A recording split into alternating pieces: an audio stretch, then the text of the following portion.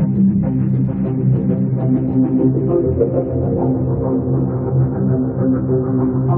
Alfred Lambremont Webre, and I'm here at the Roundhouse in Vancouver, Canada, in Yaletown, where we actually launched Exo University on Earth Day a couple of years ago.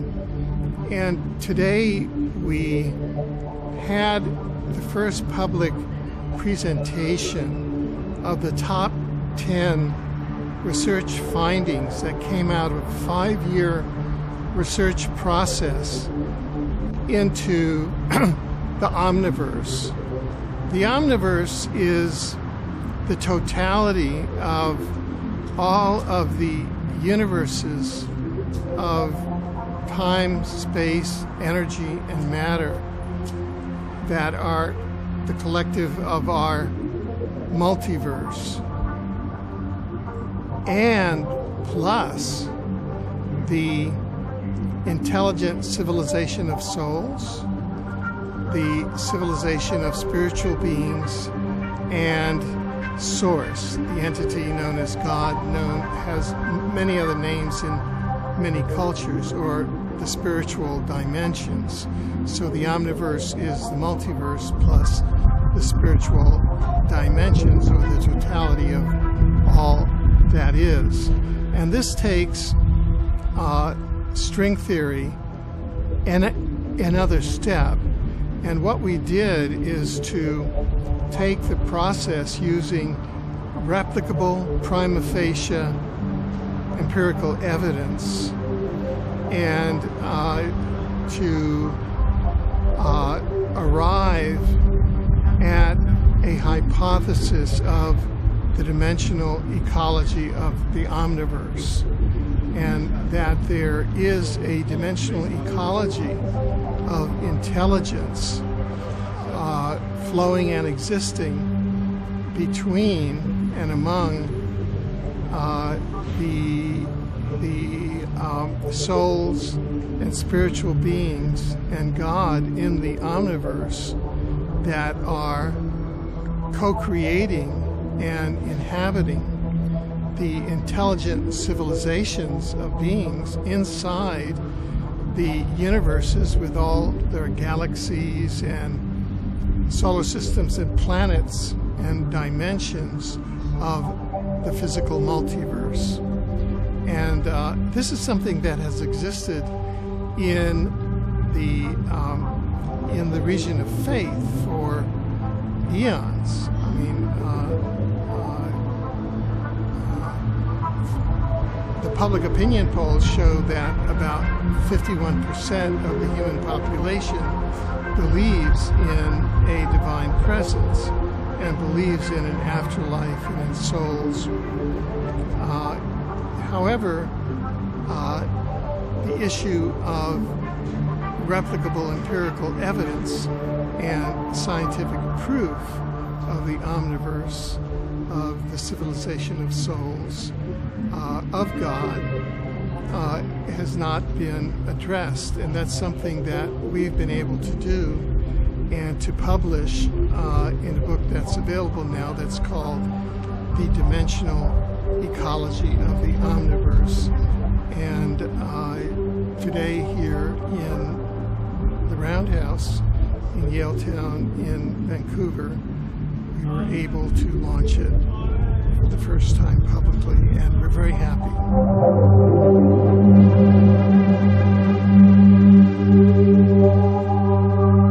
Welcome to UFO PM. I'm your host, Jon Kelly, executive producer for Secret Message TV. Very pleased this evening. We're recording on April 8th, 2014. My guest is Alfred Lambremont Webre, and we're going to be talking about his new book, Dimensional Ecology of the Omniverse. I recently wrote that his new book, written by Yale graduate and former director of the proposed 1977 Carter White House Extraterrestrial Communication Study at Stanford Research Institute, Alfred Lambremont Webre. It ventures beyond the frozen in time ambit of presidential late-night television discourse in a way that considers replicable prima facie evidence of the existence of a dimensional ecology among the universes of the multiverse through which souls, spiritual beings, and God, an intelligent source, are co-creating the planets, solar systems, and galaxies of each of the humongous number of universes in our multiverse. Alfred Lambremont Webre, it's a great pleasure to speak with you again. Thank you for joining us on the show.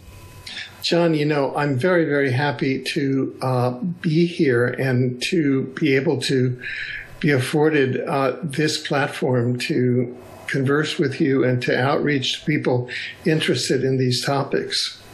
Alfred, it's great to have a portable copy of your book. I've finished reading through it, and I'm going to be sharing it with my friends and colleagues. I'm going to take it on the road to all the hot spots where I tape this year, and we're going to have lots of great conversations based on this excellent work that you've produced.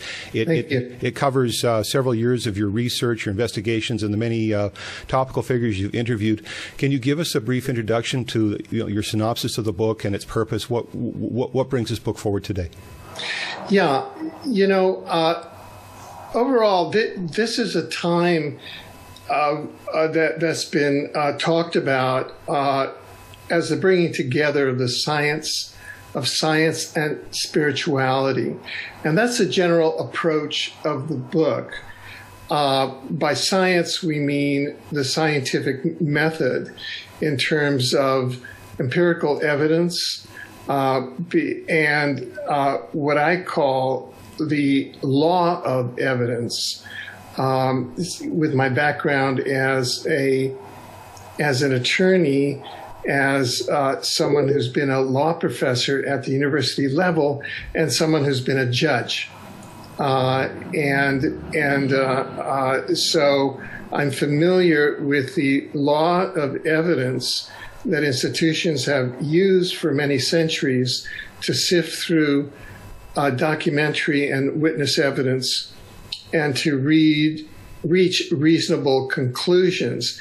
And this is important where you're dealing with phenomena that have been either you have eyewitnesses to them, or you're dealing with documents and you're trying to establish the integrity of documents and the evidential viability of documents and the authenticity of documents. And so what we did here was to take a number of strands.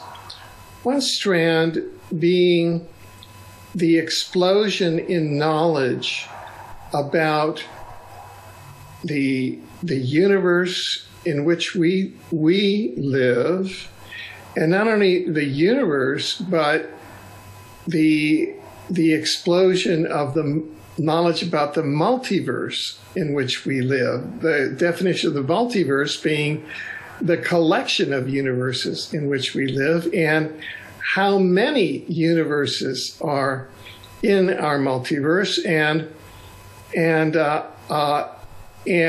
how many intelligent civilizations are in our particular universe and in the multiverse. And then from there, we've gone to areas that traditionally have been thought to be in the area of belief, because they're outside of our universes of time, space, energy, and matter. And these are entities, intelligent entities that reside outside of time, space, energy, and matter. And they are things like the intelligent civilization of souls, spiritual beings, and God or source. God has many, many different names. And these, it traditionally has been thought, are in the realm of belief. However, science, the approach of science, of replicable evidence, replicable empirical evidence in terms of laboratory protocols and replicable results, have advanced in our time to where we now have empirical evidence, and we have findings that qualify as scientific knowledge regarding the intelligent civilization of souls, the human soul, of spiritual beings, and of God, and of the domains within which they live outside of the multiverse that we can call the spiritual dimensions. Well, I began to examine that and to really examine the realm beyond what our canonical science uses string theory to explore, and to go beyond string theory into the realm of souls, spiritual beings, and source, and to discover and really name through science what we call the Omniverse. And the Omniverse, you can say, is all the universes of time, space, energy, and matter, which is our multiverse, plus all of the intelligent civilizations of souls, spiritual beings, and God itself that are located in the spiritual dimensions. That whole totality equals the Omniverse. And this is not a positive belief anymore, it's a positive science. So we are putting this forward in the form of a hypothesis.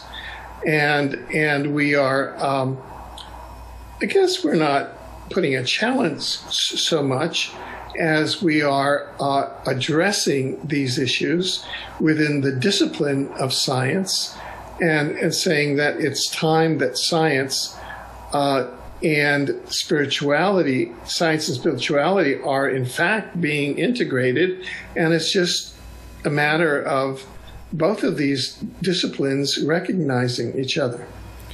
So this is moving away from a Cartesian or materialist, atheistic perspective that may be informing a lot of the material sciences that we have today, placing science in a context where there is a spiritual universe, extra dimensions of influence that impact human affairs and planetary, solar, and galactic affairs. Yes, and there are many advanced scientists now. For example, the spiritual dimension of the Omniverse provides the energy that human scientists such as Lawrence M. Krauss, author of A Universe from Nothing, cannot now account for, that is needed for the creation and maintenance of each physical universe in the multiverse. The most advanced scientists are saying, hey, string theory doesn't account for the energy that is sustaining the universe. And so it's the energy of the spiritual dimensions that the conventional sciences cannot account for. And you have advanced scientists such as Lawrence Krauss, in his book A Universe from Nothing, are saying, wait, we can't account for the creation and maintenance of each physical universe in the multiverse, and now the energy of the spiritual dimension of the Omniverse accounts for it. And we have advanced scientists such as Professor Amit Goswami, who argues very strongly that contemporary science's assumption that only matter, which consists of atoms or ultimately elementary particles, is real, is inadequate, and that a new hypothesis of reality is required. Well, I actually wrote the Dimensional Ecology of the Omniverse to fulfill Professor Goswami's requirement of a new hypothesis of reality, and I'm putting it down in this particular horse race. Well, I think it's very timely for several good reasons, many of which you bring to light in the book. One of the areas of discussion that you bring forwards is a requirement for recognition of developments in areas such as parapsychology, which help to account for spiritual, intuitional, and other consciousness-related affairs in human life. That needs to become part of a mainstream canon and receive recognition as part of university academic level scientific research. Yes, it's funny because when I was first introduced in this area, it was back in 1973. That I first became interested in the multidimensional area. And my colleague then was a professor of experimental psychology at Rutgers University. And he was an expert in parapsychology as well as in extraterrestrial affairs. And so my introduction to this whole area was both in exopolitics and in parapsychology, because the two are allied. And so one of the what we call 10 sort of preliminary conclusions of research into the dimensional ecology is that exopolitics, the science of relations among intelligent civilizations, and parapsychology, the science of psi-consciousness, telepathy, reincarnation, the soul, the interlife, or others call it the afterlife, and source God, are the proper scientific disciplines for exploring and mapping the dimensional ecology of the Omniverse. Why do we say that? Because that specific domain, that a conventional science, or that canonical science, by that I mean that science which is accepted within the universities, within the grantsmanship of various government grants, etc., has not begun to explore the spiritual dimensions.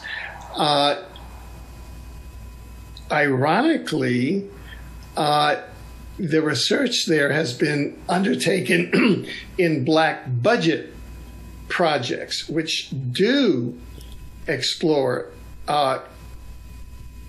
psi-consciousness in the secret U.S. Department of Defense remote viewing and other projects.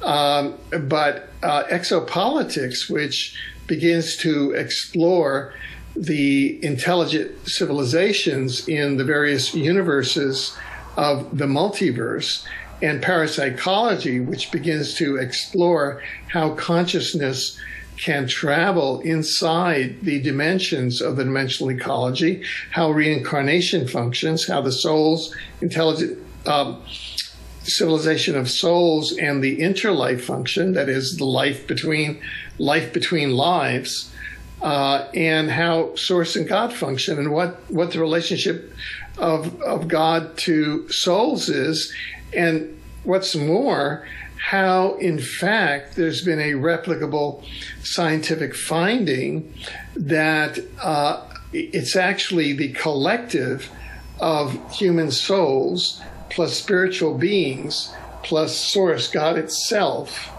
that constitute the entity, the God that creates all of the universes, all of the planets, all of the solar systems of the universes of the multiverse. So each of us humans, who are really individually a soul, which is a holographic fragment of the God, the source, and the principles of a hologram is that the whole is contained in each part of the whole. Collectively, we are the God that is co-creating all of the reality that we're in. So this is a very exciting science and exciting developments. What it means is that we have to upgrade our knowledge of the universe, upgrade our sciences, upgrade our self-conscious concepts, and upgrade the story that, quote, the religions have been telling humanity what we are. So just to bring some layman's context to this, so to speak, you're someone who has had long-standing involvement in parapsychological research, had many decades of study and research and opportunity to interact with colleagues in these areas. The public hears from time to time about ESP research at institutions like Princeton. But the point that I hear you making is that there's far more investigation and resources thrown at parapsychological research, but it's all under the domain of the black budget. And so professionals who want to engage in these areas are being forced by circumstances to make a severe ethical choice about signing up for those programs, and that this information has been restricted from public access. You're advocating, from my point of view, it appears you're advocating for greater public access to those resources and moving this knowledge base and this investigative research into the public domain and away from this sort of shadowy world of black research and black budget programs. Oh, very, very much so. And that's not only in parapsychology, but in exopolitics, and as it turns out, in the study of spirituality.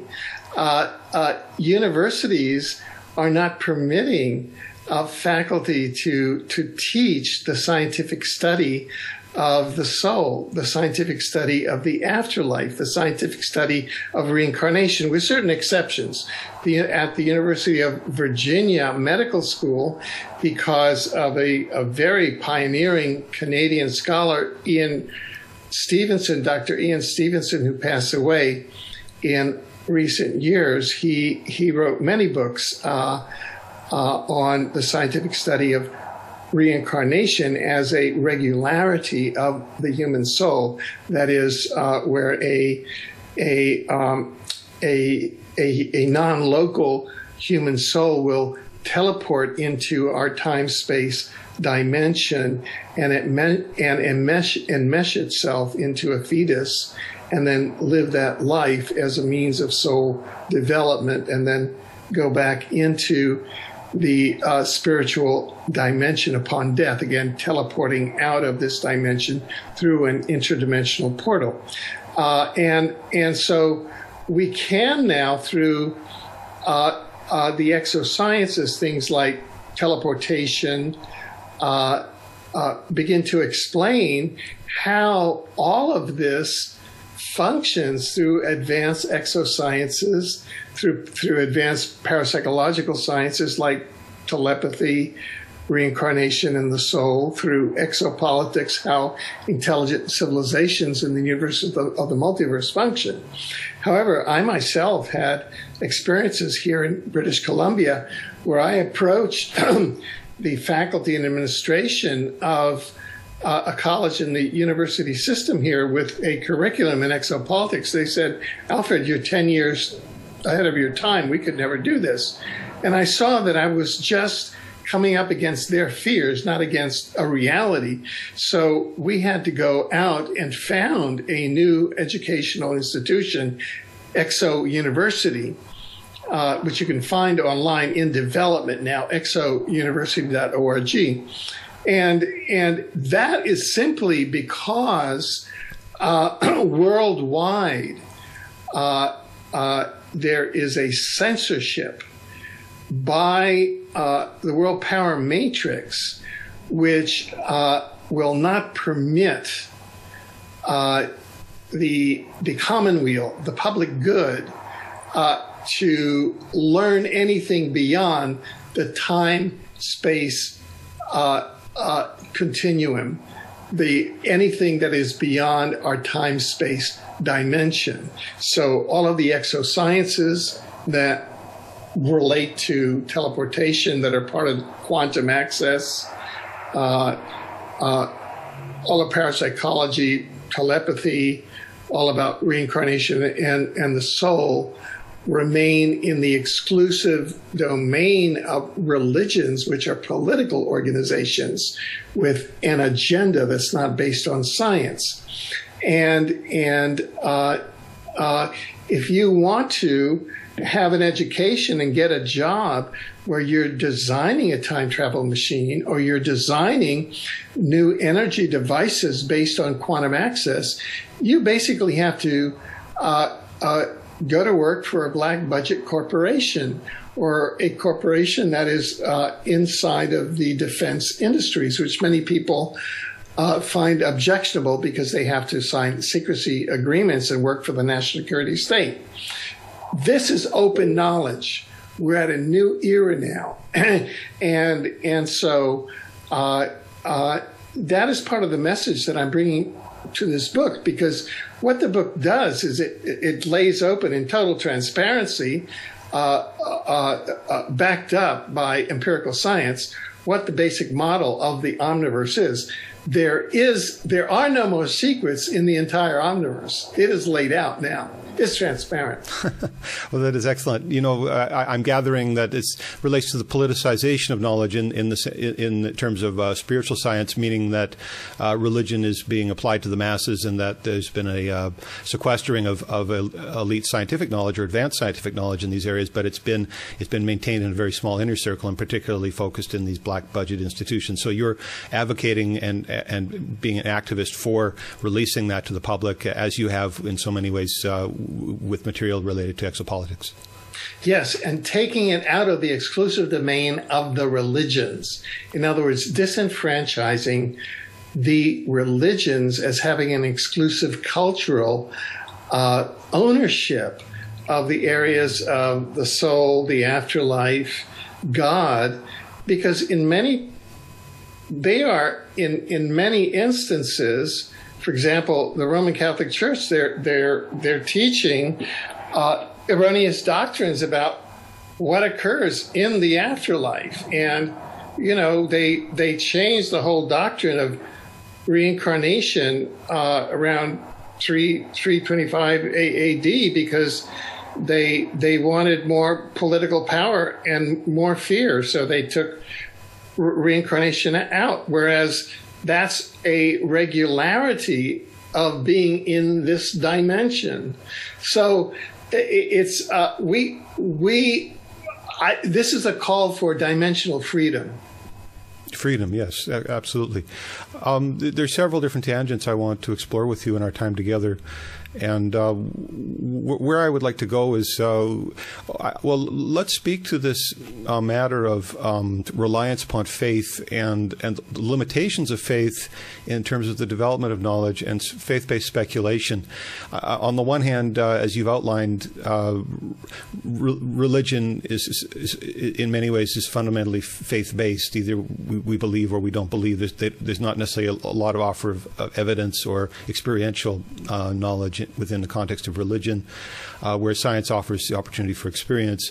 Nonetheless, most people in society today don't necessarily have access to nuclear test equipment or biomedical engineering labs in their basements and so on. And so due to different constraints, even on skills and understanding, there's a reliance on experts and a certain amount of faith is required to follow their leadership, because it doesn't seem likely that in any area of scientific exploration, due to requirements for specialization or special skill sets or special equipment, that everyone will necessarily be able to participate.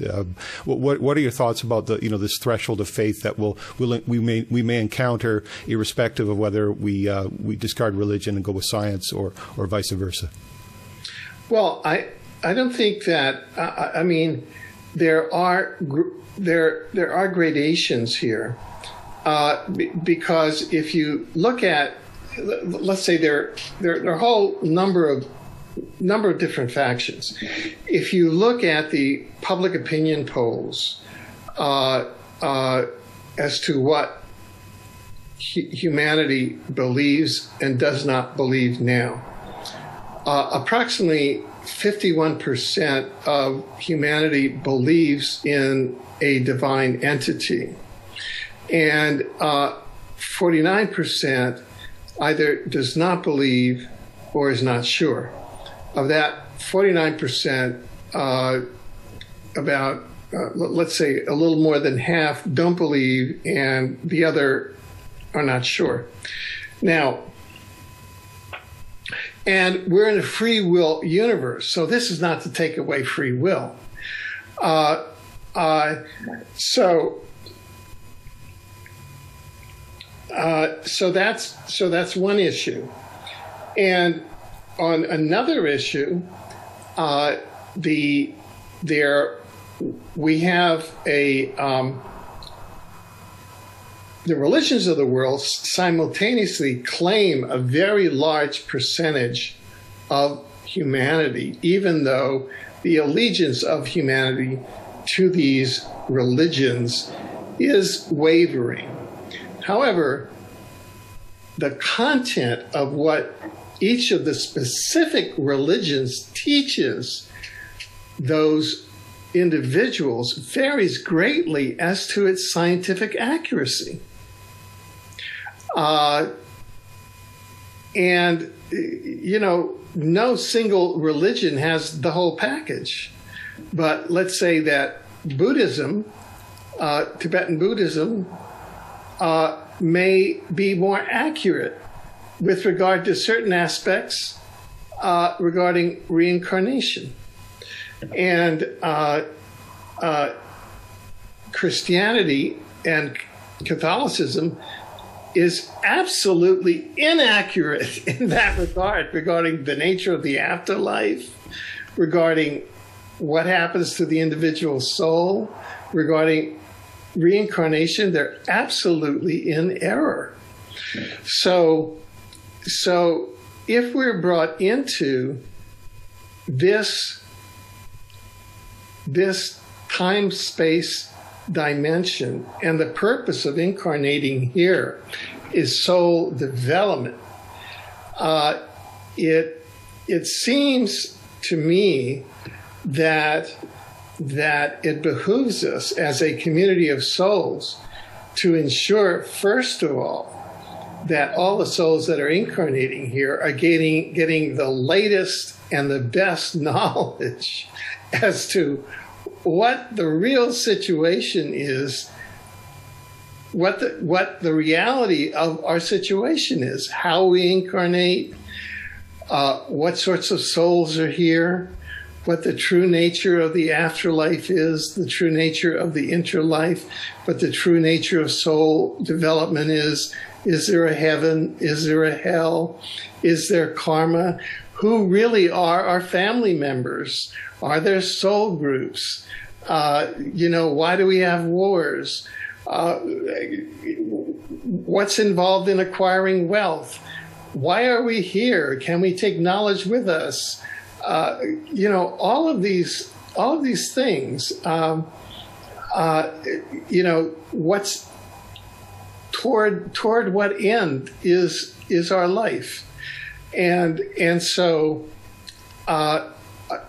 this should really be a primary goal. And it seems that historically, from an exopolitical point of view, and we've written about this, we're in a particularly afflicted planet in that Earth has been the subject of many past upheavals, sort of Star Wars type revolts, spiritual wars, astronomical cataclysms, and many civilizations have come and gone. And, so that a lot of knowledge has come and gone. And so it appears that attempting to establish and put forward sound scientific principles that are integrated with spiritual science and that are broadcast, and to eliminate some of the gross scientific error in the spiritual doctrines that are held by many, and in the ignorance and superstition that are held by many, is probably one of the prime public services that we can do while we're here. So I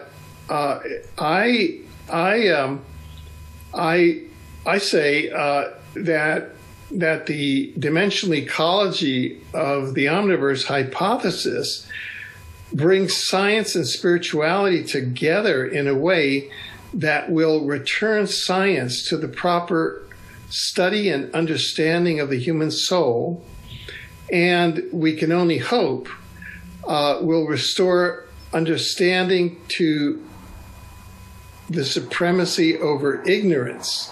And if I can support and encourage this understanding, I believe is part of my and our duty as informed and aware human souls. Well, I recognize that you are highlighting research by credentialed scientists as well as emerging researchers, and this data that's coming forward is challenging convention, long-held convention. If we were to accept that our world, our modern world, is still medieval in so many cultural ways, and that the Renaissance of the intellect is still unfolding. It makes sense that the urge that you're expressing through your writings, through your advocacy, is towards this is towards bringing the public into the fold, so to speak, of wisdom. If human destiny is to become wise and not remain in ignorance, it will require tools of education, instruments of education, such as your work and your writings. Well, Alfred, it goes without saying that your lines of thought and lines of investigation are really for the intellectually adventurous in our world. And you've taken, I think you've taken significant risks in getting behind certain threads of research that have emerged, and individuals who have become prominent in exopolitical community for different reasons, and have also been surrounded by certain levels of controversy. I think that at this time when we're recording our interview today, that it's notable that several news items are on the public mind. There's an image from Mars that is receiving widespread coverage in the mainstream right now of some kind of light emission that was recorded on the surface of that planet. People are speculating about, in broad public forums now. ABC News and other outlets are speculating about its implications. CNN is asking, does this mean there's life on Mars? A distinctive light. I mean, upon first cursory glance, I can only imagine either this is a meteorite strike or it has significance as to some kind of a luminous being. I think it's fascinating that at the time of the release of your book, after so many years of bringing forward testimony from different whistleblowers involved with Mars, Jump Room, time travel, and other types of programs, that we're seeing today, on the date of our interview, we're seeing headline news about life on Mars. Furthermore, someone who has been a longstanding critic of the testimony of Andrew Basiago, Dr. Michael Salla, has only today released an interview with an individual he claims to be, or describes as a Captain K, and it's an anonymous source interview, but it's given in audio. I'm just looking for my note there. I don't know if you've had time. You've had a very busy day, but I've seen it, and I've actually commented on it. In this case, just for our viewers' sake, Dr. Michael Salla is reporting on a secret military base on Mars protecting 5 human colonies run by what is being described as the Mars Colony Corporation. Alfred, what is your perspective on that story that's late breaking? Well, I haven't had the chance to go into it thoroughly, which I hope to do. Dr. Salla does mention Michael Relf, who has written 2 books on his 20 years as a Martian, as a U.S. Armed Forces member of the U.S. Armed Forces security detail at a secret base on Mars. And those are remarkable books that you can get at his website or at exopolitics.com. And he does mention Laura Eisenhower and her reported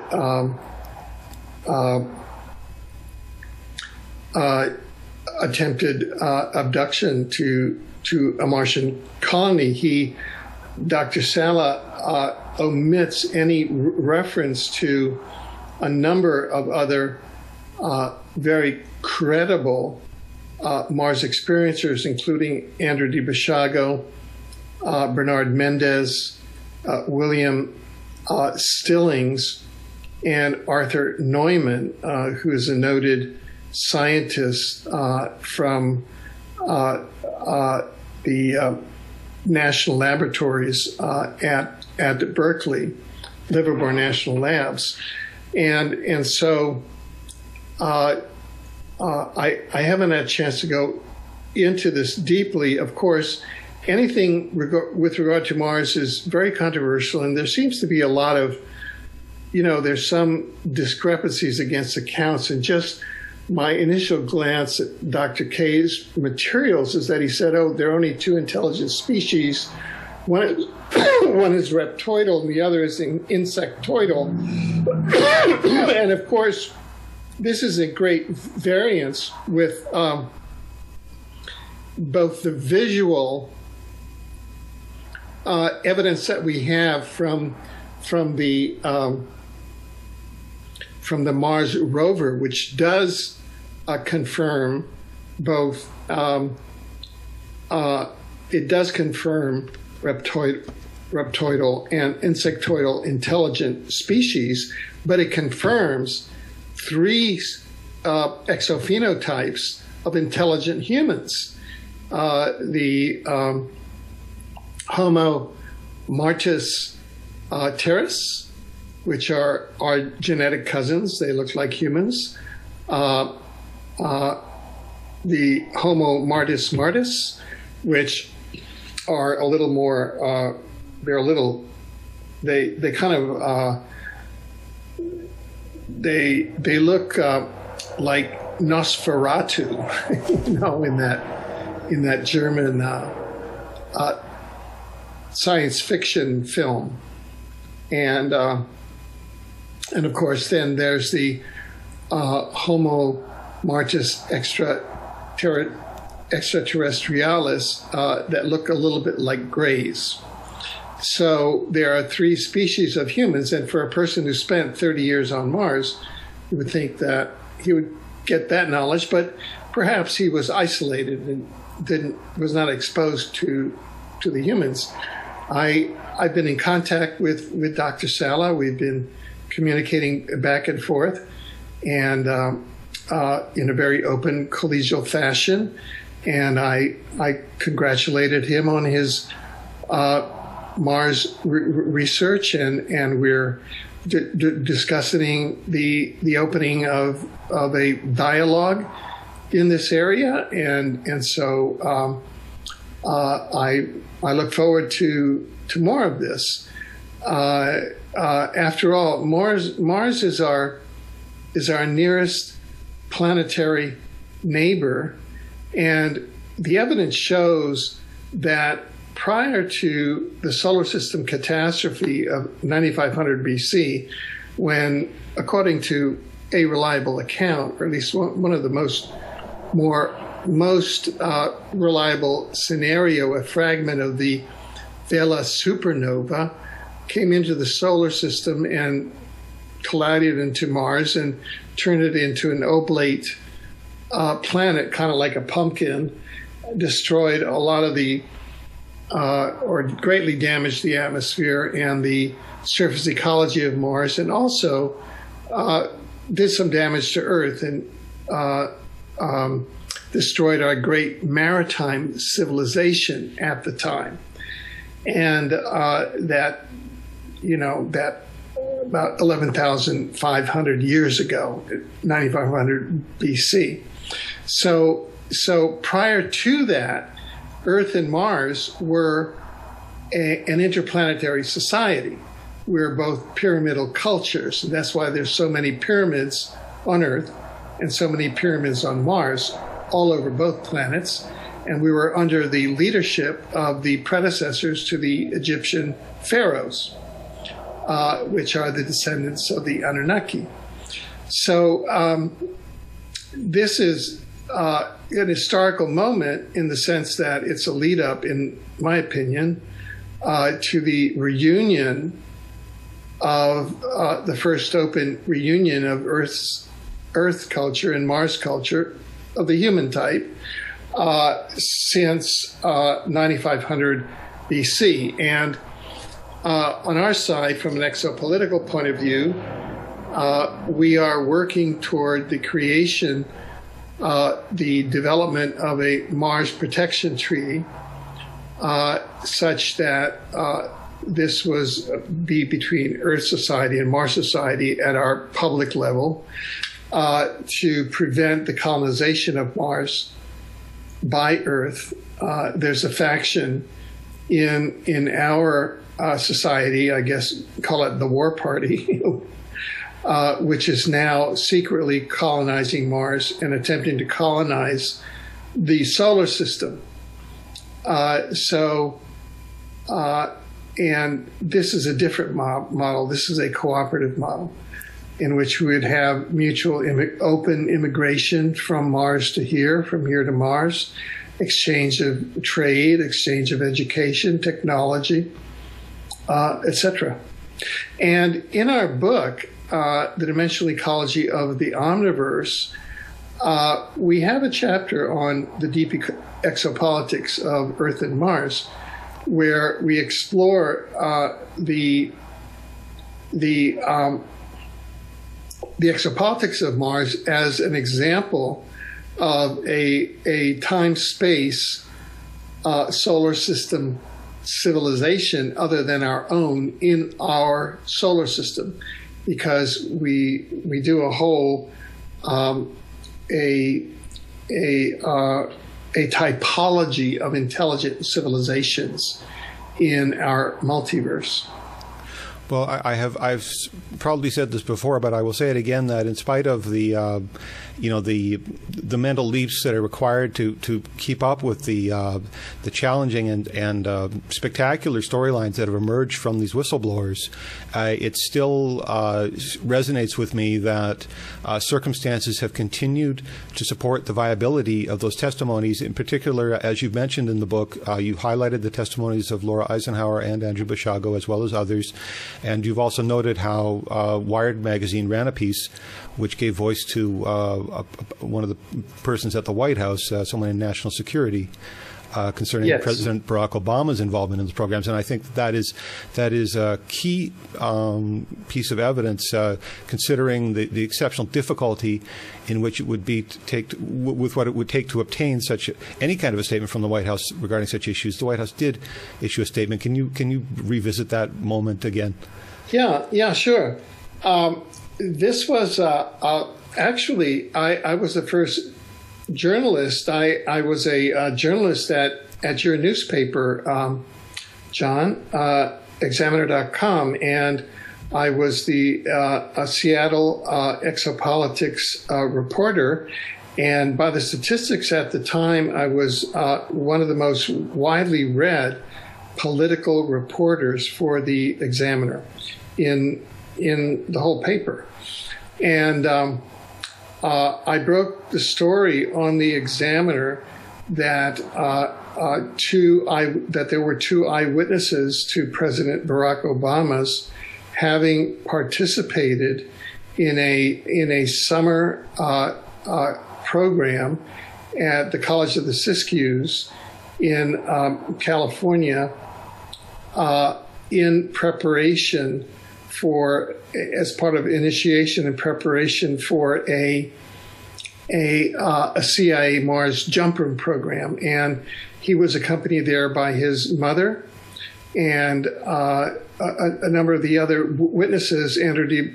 Basiago, William Stillings, Bernard Mendez, Mr. Stillings, and Mr. Basiago were accompanied by their parents.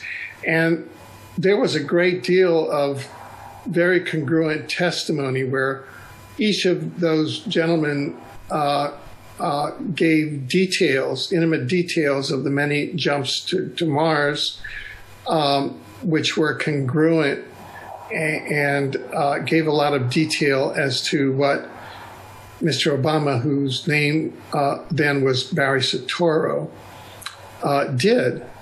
And I published that, and it was summarily taken offline, and that led to the Examiner and I parting ways. So following that, on January 2nd or 3rd of 2013, the public relations director of the U.S. National Security Council, which includes the president, the vice president, the Secretary of Defense, the Secretary of State, the National Security Advisor, and others, issued an official statement based on my article denying that Mr. Obama had been on Mars.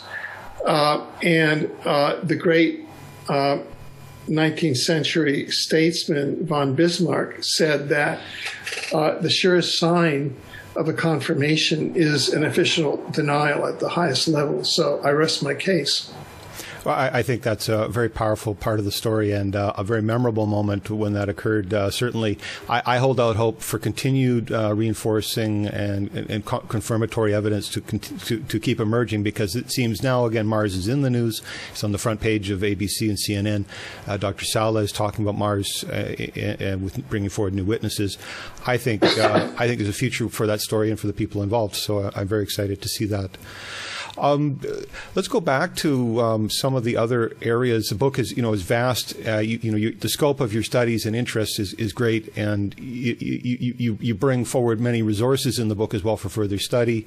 I as someone who's had a long-standing interest in consciousness studies, meditation, and so on, I recognize that the book brings forward sources discussing dimensionality of the multiverse. And I hope to keep my terms straight as I go through this. But to bring the point forwards, I think that one of the trends that I identify in contemporary media has to do with intense politicization of spirituality, and particularly in the paranormal, the genre of the paranormal television programming that we see now, and the militaristic ways in which units or squads of individuals conduct themselves on mass programming. This may sound like a very speculative question, but given the sort of the militarization of society, so to speak, the overt militarization of culture in North America, what are your thoughts with regards to the possibility that governments may attempt to impose restrictions upon the soul's rights to travel unhindered, even between lifetimes, in relation to the restrictions appearing now in the form of internal customs and border patrol identification checkpoints within 100 miles of the U.S. border that people are facing today? Well, that's a very profound question, John, and part of what part of the areas that I have been active in the various nonprofit organizations and causes that I'm active in, and also as a journalist, is the whole area of a HARP, and which is a directed energy weapon that seeks access to the quantum, and one of the purposes, and I raise this for a specific reason, because in a way, one of the hidden purposes is that HARP is really and the whole transhumanist agenda that accompanies it, chemtrails, which are a way of spreading nanobots, which through which implants get into or are inhaled by the population that are sprayed, which is about 80% of the human population at this stage, get into the bloodstream, jump the blood-brain barrier, and then go into the brain. These are the chemtrails, nanobots, and then are activated there, and then can be picked up by supercomputers, and can be entrained into HARP for purposes of mood and mind control. And HARP itself, by putting out certain electromagnetic frequencies, and there are, you can go to ecologynews.com and read further about this. One of its many functions is to attempt to intercept the very very delicate multi-dimensional feelers. For example, there's a cord, a very light cord that comes out of the crown chakra of humans. It's kind of a light cord that travels non-locally, and is how we are connected to source, and how we get sort of the input from non-local sources, the divine, and HARP is designed to cut that.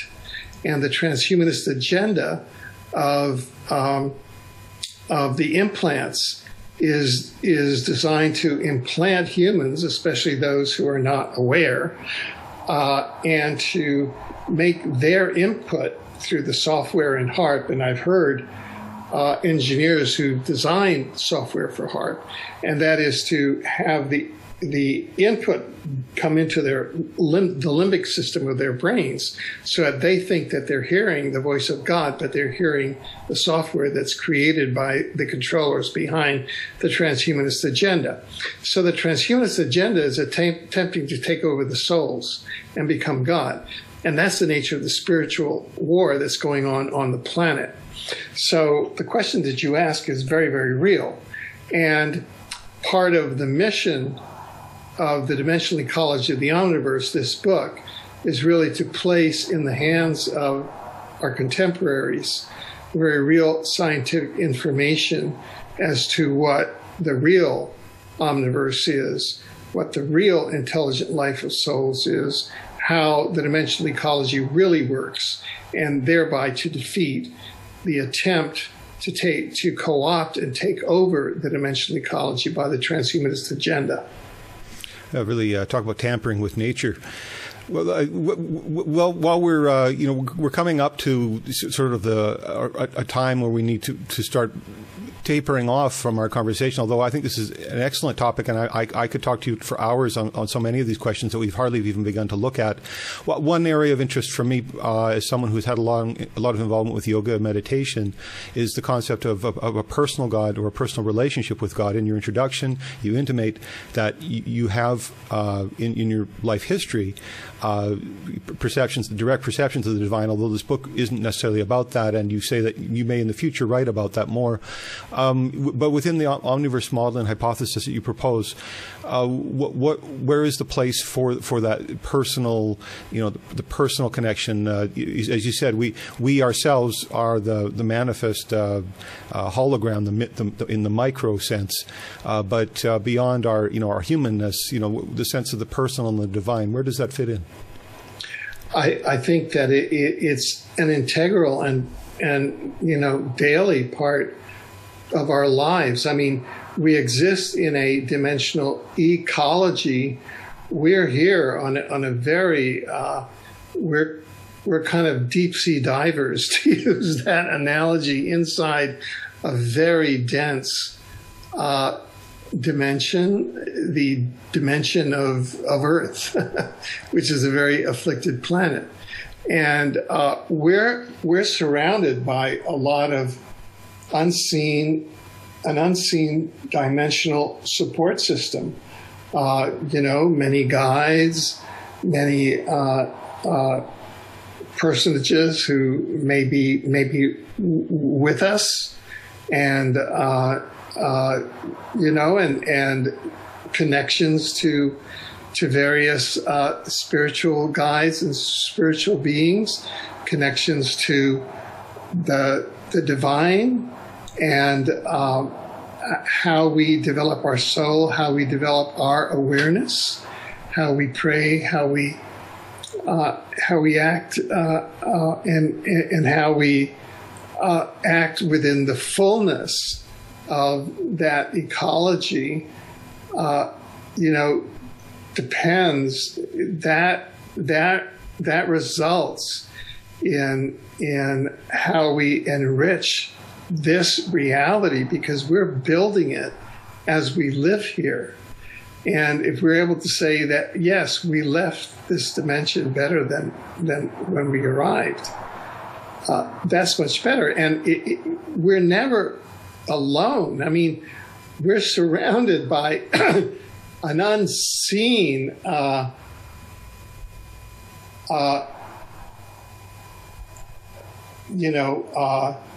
retinue of companions and influences, and it's just up to us to really refine our sensitivities, our abilities, and to really begin to honor that, both in ourselves and with them. They live through us, and we live through them. Well, I think that's a marvelous way to wrap up this conversation, and I hope that we're going to have lots more discussions about these points. We've been talking with Alfred Lambremont Webre, the book, The Dimensional Ecology of the Omniverse. Alfred Lambremont Webre, a great voice for our times. The book can be found on Amazon.com. The website for the book is DimensionalEcology.com. Alfred, any other insights that readers should know before they go up and pick up your book? Well, just that I think that awareness and becoming attuned to the dimensional ecology, I think, which is an internal, both an internal and an external awareness. It certainly has made a great deal of impact for me. Writing this book brought me to a new place in myself and a new place